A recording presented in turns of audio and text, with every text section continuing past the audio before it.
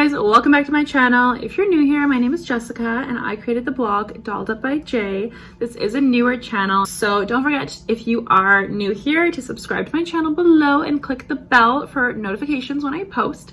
So in today's video, the Dior Backstage makeup line is very popular. I had actually reviewed the Dior Addict Lip Maximizer Gloss. I'll link that video below. But this is the Dior Backstage Face Glow Palette, and I thought that I would review that for you guys today because it is a newer item. It launched around the holidays of 2019. And this is the 002 palette. It's the Glitz palette. So basically it comes with 4 shades.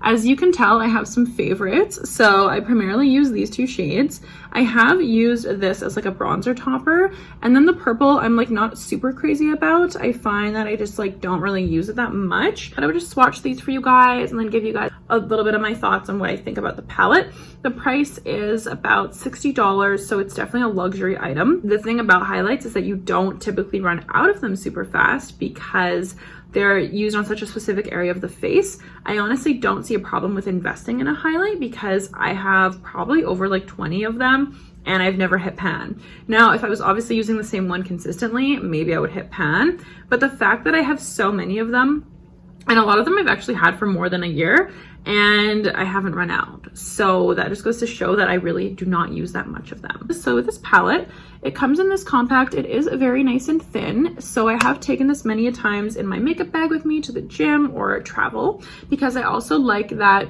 you know, this is very versatile. Like you can do maybe the gold on the high points of the cheek, and then you could do the champagne on the eyelid, and then you could use this to top your bronzer. So even though you are paying a high price point, it's still a lot of money for one product. You're actually getting 4 different shades. So moving forward, I really do like what Dior is doing with their Backstage line. Like they have another palette. It's different tones to this one. And they also have their eye palettes that have like the vintage print as well that are so pretty, and I'm dying to try those. And they are quite compact as well. And I love how this is so sleek and has like the branding and everything because it's just stunning. If you're getting ready at the gym and you're just like, oh my Dior. It's a nice experience. No one who uses luxury beauty is ever gonna say that part of it isn't about the packaging, because it's about the packaging. Like it's an experience, it's luxurious, it's brand recognition, like it's a lot of fun. So I do enjoy luxury beauty because it's just a whole experience beyond just the product. It's just everything. It is the presentation. It is also, of course, the formulation, because you'd hope if you're paying a high ticket price, you're getting good quality product. You don't want to be putting crap on your face and spending $60 on it when you could just go buy some like $3.99 highlight at the drugstore. Although the drugstore is getting so expensive nowadays, I don't even know if that exists because the prices are just going like up and up and up and up, which is funny because that honestly just drives me to buy more luxury instead, because I'm like, well, a $20 drugstore highlight is now halfway to like, you know, Anastasia or something from one of the other brands. So like, I'm just gonna do that instead. That's just how my mind works. Okay, so for these shades, I'll start with this one first. This is the gold. So I'll just put this on the back of my hand. So with these highlights, oh, look at that. Oh, it's so pretty. It's just like, when it catches the light, it's just stunning. Now, obviously, I know there's a lot of controversy over swatches with finger versus the brush, because obviously with your finger, with your body heat and the fact you can pick up more pigment at once, it's going to be a little more striking than with the brush. So just make a note of that, because I do notice with this formula, if you don't use something like MAC Fix Plus with it, it is a little bit subtle. So just FYI, keep that in mind. Okay, so this is the peach shade. You can see. So that's the gold shade, and then this is the peach. It's just stunning. I don't even know if you can see these that well. Sorry, I'm making an inexperience with swatching, as this is a newer channel. Next, I'm gonna do this shade.